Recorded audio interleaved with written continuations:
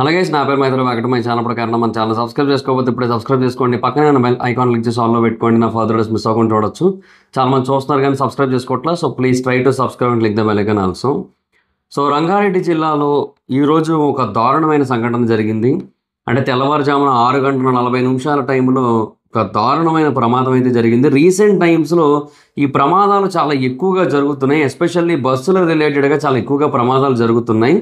And వాటి గురించి మనం చాలా అంటే చాలా పెద్ద స్థాయిలో కేస్ స్టడీ చేయాల్సిన అవసరం ఉంది. అండ్ ఈ సంఘటన కూడా అలాంటి ఒక కేస్ స్టడీకి సంబంధించింది. కాకపోతే దీంట్లో మనం ఇంకా చాలా విషయాలను కూడా స్టడీ చేయాల్సిన అవసరం ఉంది. సో అసలు ఏం జరిగింది ఏంటి అనేది కొంచెం డీటెయిల్గా మాట్లాడుకుందాం. సో రంగారెడ్డి జిల్లాలోని సోమవారం తెల్లవారుజామున చేవెళ్ల దగ్గర ఒక ఆర్టీసీ బస్సుని చాలా స్పీడ్గా వెళ్తున్న కంకర రోడ్డుతో ఉన్న ఒక టిప్పర్ ఢీ కొట్టింది. అది ఏ స్థాయిలో ఢీ కొట్టిందంటే నేను మీకు ఆ విజువల్స్ కూడా చూపించలేను. నేను అంత భయంకరంగా ఉన్నాయి ఆ విజువల్స్ అయితే. అంటే ఆ టిప్పర్ లారీ ఆ బస్సును గుద్దితే బస్సు డ్రైవరు అక్కడికక్కడ స్పాట్లో చనిపోయాడు, టిప్పర్ డ్రైవరు అక్కడికక్కడ స్పాట్లో చనిపోయాడు. అది కాకుండా టిప్పర్ బస్సు ఇలా ఉన్నట్టయితే టిప్పర్ ఇలా బస్సు మీద ఒరిగిపోయింది, సగానికి పైగా చీల్చుకుంటూ వెళ్ళిపోయి. అండ్ ఆ టిప్పర్ లారీలో ఏదైతే కంకర్ ఉందో అదంతా కూడా వెళ్ళి ఆ బస్సు లోపల పడిపోయింది. కొన్ని విజువల్స్ ఉన్నాయి. నిజంగా ఒక అమ్మాయి సగం కూరుకుపోయి చనిపోయి ఉంది. ఇంకొక అబ్బాయి కూడా సగం కూరుకుపోయి విలవిల్లాడుతున్నాడు, ఎవరైనా వచ్చి కాపాడతారేమో అని. ఆ విజువల్స్ అన్నీ కూడా చూస్తుంటే అసలు గుండెలు పిండేసినట్టు అయిపోతుంది మొత్తం అంతా కూడా. అసలు నిజంగా అంత హృదయ విదారకరంగా ఉన్నాయంటారు చూడండి, అలా ఉన్నాయి మొత్తం ఆ విజువల్స్ అన్నీ కూడా. చాలామంది చనిపోయారు. ఇప్పటివరకు అయితే 20 మంది దాకా చనిపోయారు. అండ్ మృతుల్లో ఒక 10 మంది ఆడవాళ్ళు ఉంటే 8 మంది మగవాళ్ళు ఉన్నారు, ఒక చిన్నపిల్లలు కూడా ఉన్నారు, ఒక 9 మంది దాకా మగవాళ్ళు అయితే ఉన్నారు. సో 10 నెలల పసికందు కూడా చనిపోవడం జరిగింది ఈ సంఘటనలో. ఆ తల్లి ఆ బిడ్డ ఇద్దరు చనిపోయారు. సో అసలు బేసిక్గా ఈ ప్రమాదం అనేది ఎలా జరిగింది, దేని కారణంగా జరిగింది అనేది మనం మాట్లాడుకుంటే ఫస్ట్ మేజర్ రీజన్ ఏంటో చెప్పనా, గవర్నమెంట్ ఫెయిల్యూర్. యాక్చువల్లీ ఆ రోడ్ ఏదైతే ఉందో ఆ రోడ్డు కారణంగానే ఈ ప్రమాదం జరిగింది. టిప్పర్ లారీ డ్రైవర్ ఓవర్ స్పీడ్తో వస్తున్నాడు అనేది వాస్తవమే, కానీ అది మేజర్ రీజన్ కాదు. అంటే అది ఫస్ట్ రీజన్ కాదు, సెకండ్ రీజన్ కిందో థర్డ్ రీజన్ కిందో వస్తుంది. కానీ ఫస్ట్ రీజన్ ఏదో తెలుసా, ఆ రోడ్డు. ఫస్ట్ థింగ్, ఆ రోడ్డు చాలా చిన్నది. అది 30 ఫీట్ రోడ్ అది. సో 30 ఫీట్ రోడ్లో 2 హెవీ వెహికల్స్ అంత స్పీడ్గా వెళ్ళలేవు. అండ్ ఒకడు వెళ్ళినా కూడా ఒక నార్మల్గా స్ట్రైట్గా వెళ్ళిపోయినట్టయితే ప్రాబ్లం లేదు. కానీ ప్రమాదం ఎక్కడైతే జరిగిందో ఆ ప్రాంతంలో ఒక టర్నింగ్ ఉంది. ఆ టర్నింగ్ దాటగానే ఒక పెద్ద గుంత ఉంది, చాలా పెద్ద గుంత ఉంది. అది ఎంత పెద్ద గుంత అంటే ఒకవేళ దాంట్లో గనక పొరపాటున ఆ టిప్పర్ టైర్ కనుక దిగినట్టయితే, అంటే ఆ టిప్పర్ లారీ వస్తున్న స్పీడ్కి అది కనుక ఆ గుంతలోకి దిగినట్టయితే అప్పుడు కూడా బ్యాలెన్స్ తప్పేసి ఆ టిప్పర్ వెళ్ళి వేరే వాటిని గుద్దేసే అవకాశాలు ఉంటాయి. సో అందుకని ఆ టిప్పర్ లారీ డ్రైవర్, అంటే ప్రత్యక్ష సాక్షులు ఎవరైతే ఉన్నారో, అక్కడ దగ్గరలో పొలాలు ఎవరైతే ఉన్నారో వాళ్ళు వెనక నుంచి వస్తున్నారు, వాళ్ళు చూసిన దాన్ని చాలా క్లియర్గా మీడియా వాళ్ళందరితో చెప్తున్నారు. వాళ్ళు చెప్తుంది ఏంటి అంటే ఆ పర్సన్, అంటే ఆ టిప్పర్ లారీ డ్రైవరు ఆ గుంతని తప్పించడం కోసమని స్పీడ్గా వస్తున్నాడు. బట్ ఆ గుంతని తప్పించడం కోసమని ఇమీడియట్గా టర్నింగ్ ఇలా పక్కకి తిప్పేసరికి అక్కడ ఆర్టీసీ బస్సు వస్తుంది. అండ్ బ్యాలెన్స్ చేయలేకపోయాడు, కంట్రోల్ చేయలేకపోయాడు. సో స్పీడ్గా వెళ్ళి ఆ బస్సును గుద్దేసింది. అండ్ గుద్దేసిన తర్వాత పక్కకు ఒరిగిపోయింది కూడా. సో అది జరిగింది యాక్చువల్గా. సో ఇక్కడ ఎవరిని బ్లేమ్ చేయాలి, గవర్నమెంట్ని బ్లేమ్ చేయాలి ఖచ్చితంగా. ఆ రోడ్ ఏదైతే ఉందో దానికి అంత పెద్ద గుంత ఏదైతే ఉందో దాన్ని అంత క్లియర్గా ఎలా వదిలేశారు? ఆ సర్లే ఏం కాదని అనుకొని వదిలేశారా? ఇంకొకటి, ఆ రోడ్డుకి 5 ఏళ్ళు అవుతోంది 4 లేన్ రోడ్డు శాంక్షన్ అయింది. 5 ఏళ్ళు అవుతోంది. బట్ ఇప్పటికొచ్చి దానికి సంబంధించి ఒక్క పని కూడా మొదలు పెట్టలేదు. ఎందుకు మొదలు పెట్టలేదంటే ఫారెస్ట్ డిపార్ట్మెంట్ క్లియరెన్స్ రాలేదు. ప్రీవియస్ గవర్నమెంట్ చేసింది అదే, ఈ గవర్నమెంట్ చేస్తోంది అది. ఇక్కడ పర్టికులర్గా ఒక గవర్నమెంట్ని అనాల్సిన పని లేదు. ఎందుకంటే 5 ఏళ్ల క్రితం నుంచి ఏం చేస్తున్నారు, దానికి అప్రూవల్ వచ్చేసి 5 ఏళ్ళు అవుతుంది. ఫారెస్ట్ డిపార్ట్మెంట్ క్లియరెన్స్ లేదు, దానికి ఏదో ఒకటి చేయాలి, కాంపెన్సేషన్స్ అవన్నీ. అవి ఏం చేయట్లేదు.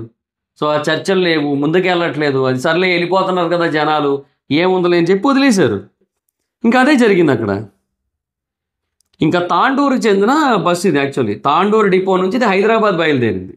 సో ఇటు చేవేళ్ల నుంచి వస్తున్న టిప్పర్ లారీ గుద్దేసింది దాన్ని. సో బేసిక్గా ఆ టైంలో చాలా స్పీడ్గానే ఉంటారు, ఎందుకంటే 6:40 టైం ఇది. So early morning timings and limits కొన్ని ఉంటాయి కదా. సో ఈ టైం కల్లా వెళ్ళిపోవాలి, మళ్ళీ సిటీ లిమిట్స్లో ఈ టైం దాటితే రాకూడదు అని కొన్ని పంచాయతీలు ఉంటాయి హెవీ వెహికల్స్కి. తర్వాత ఇది మాత్రమే కాదు, ట్రాఫిక్ అనేది ఆ టైంలో తక్కువ ఉంటుంది. అండ్ కొంత టైం గడిచిందంటే ట్రాఫిక్ అనేది పెరిగిపోతూ ఉంటుంది. కాబట్టి ఆ కారణం చేత కూడా స్పీడ్గా వెళ్తూ ఉంటారు. సో ఇవన్నీ కూడా జరుగుతున్నప్పుడు రోడ్స్ కొంచెం సేఫ్గా ఉండేలా చూసుకోవాల్సిన కనీస బాధ్యత గవర్నమెంట్స్ మీద ఉంటుంది. అండ్ అక్కడ రోడ్డు శాంక్షన్ అయింది కూడా పెద్ద రోడ్డు, బట్ ఆ రోడ్డు కూడా వేయలేదు అక్కడ. సో ఇప్పుడే కాదు, ఇంకా ఎన్నాళ్ళు పడుతుందో తెలియదు, ఇంకెన్నేళ్ళు పడుతుందో తెలియదు, అది ఎప్పటికి వస్తుందో తెలియదు. సో నెంబర్ 1 రీజన్ అయితే మాత్రం ఖచ్చితంగా ఇక్కడ గవర్నమెంట్ మిస్టేకే ఉంది. వాళ్ళ కారణంగానే ఈ ప్రమాదం జరిగింది. ఆ గుంత పోడ్చకపోవడం వల్ల, ఆ గుంత అంత పెద్ద స్థాయిలో ఉండడం వల్ల, అంత వరస్ట్ క్వాలిటీగా రోడ్లు వేయడం వల్ల, అంత వరస్ట్ క్వాలిటీగా రోడ్లు వేసే కాంట్రాక్టర్లకు కాంట్రాక్ట్లు ఇవ్వడం వల్ల, ఇవన్నీ కూడా మనం ఈ అపరిచితుల సినిమాలు అవన్నీ చూసినప్పుడు నవ్వుకుంటాం, సార్ చూడు ఇలా జరుగుతుంది కదా అని చెప్పేసి. బట్ నిజ జీవితంలో అలా జరిగినప్పుడు మనకి అర్థమవుతుంటుంది. తర్వాత reason number 2, over speed, overload. Tipper డ్రైవర్ది ఎలాగైతే ఓవర్ స్పీడ్ అనే ప్రాబ్లం ఉందో, అట్లాగే బస్సుది కూడా కొంచెం ఓవర్లోడే ఉంది. నిజంగా ఆ బస్సు బేసిక్ అంటే ఇంక ఎర్లీ మార్నింగ్ బస్సు అది. ఈ ఎర్లీ మార్నింగ్ బస్సులన్నీ కూడా ఏంటంటే దీని తర్వాత మళ్ళీ ఇంకో బస్సు ఉంటుందో లేదో, సో త్వరగా వెళ్ళిపోవాలి, టైంకి వెళ్ళిపోవాలి అనే ఒక కారణంతో చాలామంది ఆ బస్సులే ఎక్కడానికి ప్రిఫర్ చేస్తుంటారు. అండ్ ఇంకొకటి ఏంటంటే ముందు రోజు సండే కదా, సో చాలామంది ఊళ్ళకి వెళ్ళారు. అలా ఊళ్ళకి వెళ్ళిన వాళ్ళందరూ కూడా మళ్ళీ తిరిగి హైదరాబాద్ వస్తున్నారు. చాలామంది కాలేజ్ స్టూడెంట్స్ కూడా ఉన్నారు ఆ బస్సులో, చాలామంది ఉద్యోగాలకు వెళ్ళే వాళ్ళు కూడా ఉన్నారు. సో ఆదివారం అవడం వల్ల ఊళ్ళకి వచ్చి సరే మళ్ళీ సోమవారం కదా అని చెప్పి ఎర్లీగా వెళ్ళిపోతే కాలేజీలకో లేదంటే ఉద్యోగాలకో వెళ్ళిపోవచ్చు కదా అన్న ఉద్దేశంతో వీళ్ళందరూ కూడా అంత ఎర్లీగా బయలుదేరారు, ఆ బస్సులో బయలుదేరారు. సో సుమారుగా 72 మంది అయితే ప్రయాణిస్తున్నారంట ప్రమాదం జరిగే టైంకి. సో బేసిక్గా ఆ bus capacity 40 seating. So 40 seating 72 మంది ట్రావెల్ చేయడం అంటేనే మనకు అర్థమవుతోంది కొంచెం ఓవర్లోడ్లోనే ఉంది బస్. మరీ టూ మచ్ ఓవర్లోడ్ కూడా కాదు, ఎందుకంటే ఇలాంటి బస్సుల్లో సాధారణంగా 100-120 మందిని ఎక్కించి వెళ్ళిన సందర్భాలు కూడా మనం చాలాసార్లు చూస్తాం. ఫుట్బోర్డుల మీద హ్యాంగ్ చేస్తూ అంటే వేలాడుకుంటూ అలా వెళ్తూ ఉంటారు, అవన్నీ కూడా మనం చాలాసార్లు చూసాం. ఇప్పుడు అంత భారీ స్థాయిలో లేకపోయినప్పటికీ డెఫినెట్గా ఇది కొంతవరకు ఓవర్లోడ్ అనే చెప్పాలి. 72 మంది అయితే ప్రయాణిస్తున్నారంటే. సో ఇటు ఓవర్లోడు, అదేమో ఓవర్ స్పీడ్. ఒకవేళ అంత ఓవర్లోడ్ కనుక లేకపోయినట్టయితే బస్సులో వాళ్ళందరూ కూడా ఇమీడియట్గా అంటే ప్రమాదం జరిగిన వెంటనే ఆ టిప్పర్ లారీలో ఉన్న కంకర అంతా కూడా వీళ్ళ మీద పడిపోయి వీళ్ళు అక్కడ నుంచి కదలడానికి లేకుండా జరిగే పరిస్థితి ఉండేది కాదు. ఇప్పుడు ఏమైంది, అక్కడ చుట్టూ కూడా చాలామంది ఉండడం, మధ్యలో కూడా ఉండడం వల్ల వీళ్ళు కదలలేక ఆ కంకర అంతా వాళ్ళ మీద పడిపోయింది. సో ప్రమాదం జరిగిన వెంటనే లోకల్ పీపుల్ అందరూ కూడా ఇమీడియట్గా రియాక్ట్ అయ్యారు, మొత్తం అందరినీ కూడా బయట తీయడానికి ట్రై చేశారు. ఆ టైంలో వాళ్ళ ఆర్తనాదాలు, కేకలు కూడా వాళ్ళు వింటున్నారంట. ఆ కంకర ఇమీడియట్గా బయటకు తీస్తున్నప్పుడు లోపల నుంచి అరుపులు, ఎందుకంటే ఊపిరి ఆడదు కదా. సో దానికి అది ఎంత భయంకరంగా ఉంటుంది ఆ సిచ్యువేషన్. ఒక్కసారి వాళ్ళ పరిస్థితి ఊహించుకోండి, ఎంత దారుణంగా ఉంటుంది అది. సో ఇవన్నీ కూడా జరుగుతూ వస్తున్నాయి.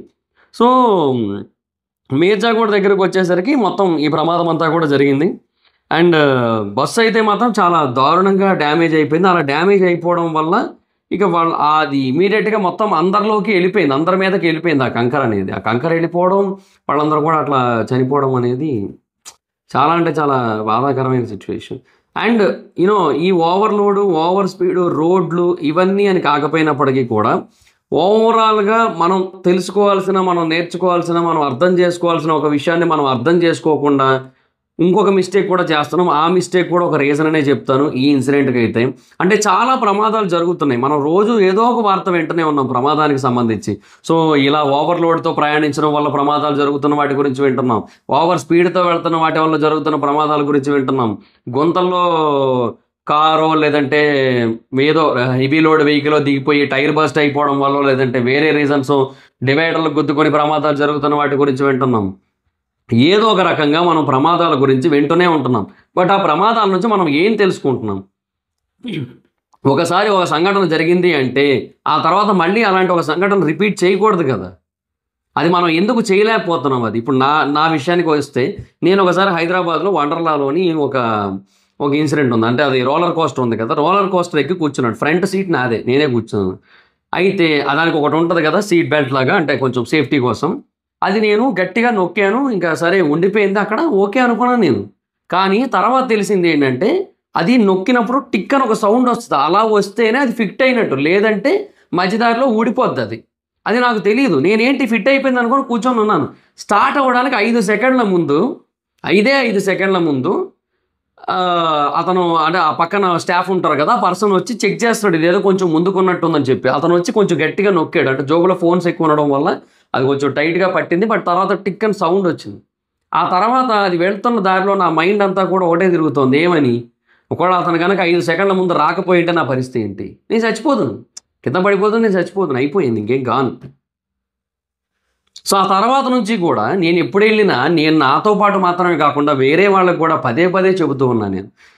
అది చూసుకోండి, ఆ సౌండ్ వచ్చిందా, గట్టిగా ఇలా అన్నప్పుడు ఆ ప్రెస్ చేసినప్పుడు ఆ సౌండ్ వస్తుంది టిక్ అని, అది వచ్చిందా, అది వస్తేనే మనం సేఫ్, లేదంటే కాదు చూసుకోండి అని చెప్తున్నా.